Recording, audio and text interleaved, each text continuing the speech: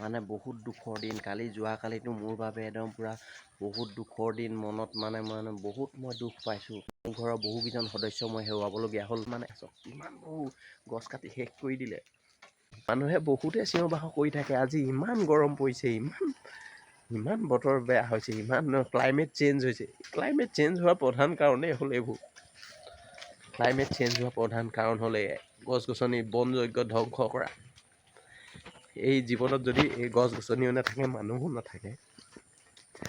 ইমান ধ্বংস হ'ল মানে এটা কাৰণেই, আমাৰ ঘৰৰ সন্মুখে ঐতিহাসিক ধুদৰ আলিটো যোৱাৰ বাবে উন্নয়নৰ কাৰণে, মানে ৰাস্তাটো বহল কৰাৰ বাবে এই গছ গছনিসমূহ কাটিবলগীয়া হৈছে। এই বেলেগ কাৰণত হোৱাহেঁতেনতো মই এই গছসমূহ কাটিবলৈ কোনো পধ্যেই নিদিলোঁহেঁতেন। যেনে তেনে কিবা উপায়েৰে মই বচাবলৈ চেষ্টা কৰিলোঁহেঁতেন। এই আমজোপা চাওক, প্ৰায় 40-50 বছৰ বয়সৰ আম এজোপা হেৰুৱাবলগীয়া হ'ল। আৰু এইফালে আছে এইবোৰ কদম গছ, তামোল গছ, সাঁচি গছ, তেনেকৈ খেজুৰী গছ, পমা গছ আৰু বহুবোৰ গছ মই হেৰুৱাবলগীয়া হ'ল মোৰ কালিৰ দিনটোত। কালিৰ দিনটো মোৰ বাবে মোৰ জীৱনত মানে বহু বেয়া, মোৰ বেয়া দিন। কালি এই দিনটোৰ নিচিনা আৰু মোৰ জীৱনলৈ এনেকুৱা দিন আৰু কেতিয়াও যাতে ঘূৰি নাহক। সেইকাৰণে মই ভগৱানৰ ওচৰত প্ৰাৰ্থনা কৰিছোঁ আৰু এনেকুৱা দিন আৰু কেতিয়াও নাহে যেন। ইমান গছ গছনি ধ্বংস হোৱাকৈ আৰু মই আকৌ এইবোৰ ৰুই কৰি ডাঙৰ দীঘল কৰালে কিমান বছৰ লাগিব চাওকচোন বাৰু। বহুত বছৰ লাগিব, বহুত বছৰ। মানে মই বহুত বছৰ পিছ পৰি গ'লোঁ। মই নহয়, গছ গছনি থাকিলেহে মানুহ থাকিব, পৃথিৱী থাকিব। সেইবাবে আমি গছ গছনি ৰুব লাগে।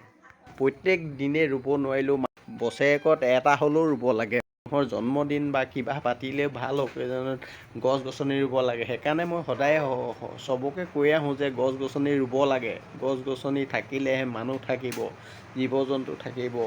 গছে আমাক অক্সিজেন দিব। কমচে কম আপুনি নিজেই নিজৰ কাৰণে অক্সিজেনটো গোটাই লওক, মানে গছ ৰুৱক। তেতিয়াহে আপুনি অক্সিজেনটো নিজৰ কাৰণে, লোকে দিয়া অক্সিজেনটো ল'ব নালাগে। আপোনালোকে নিজৰ অক্সিজেনটো নিজৰ কাৰণেই গছ গছনি ৰুই লওক। মানে আপোনালোকে নিজৰ অক্সিজেনটো নিজেই গোটাই লওক, গছ গছনি ৰুই পিনি। দেখিছে নাই, মই এইবোৰ কিমানবোৰ গছ গছনি লগাইছিলোঁ। ইয়াৰ অক্সিজেনটো মই আৰু বেলেগৰ পৰা ল'ব নালাগে। মই নিজেই ৰোৱা গছৰ পৰাই মোৰ অক্সিজেনটো হৈ থাকে। সেইবাবে মই সকলোকে কওঁ যে নিজেই আপোনালোকে গছ ৰুৱক, গছ পুলি ৰুৱক। গছ গছনি কটাৰ বিনিময়ত ক্ষতিপূৰণ দিছে, হ'লেও মোৰ মনটো বৰ দুখ লাগিছে। ক্ষতিপূৰণ দিলে কি হ'ব? এই ক্ষতিপূৰণৰ দিলে বা টকা পইচা পালে আমি এই গছবোৰ ইমান ডাঙৰ কৰি আমি কি টকাৰে কিনি ল'ব পাৰিম নি? নোৱাৰোঁ কেতিয়াও। এই গছবোৰ ডাঙৰ কৰিবলৈ কিমান বছৰ লাগিছিলে মোৰ। ইমান বছৰৰ মূৰত ইমান ডাঙৰ হৈছিলে গছবোৰ। টকা পইচাইটো চব নহয়। হ'লেও কি কৰিব, উন্নয়নৰ কাৰণে আৰু এনেকৈ গছবোৰ কাটিবই লাগিব।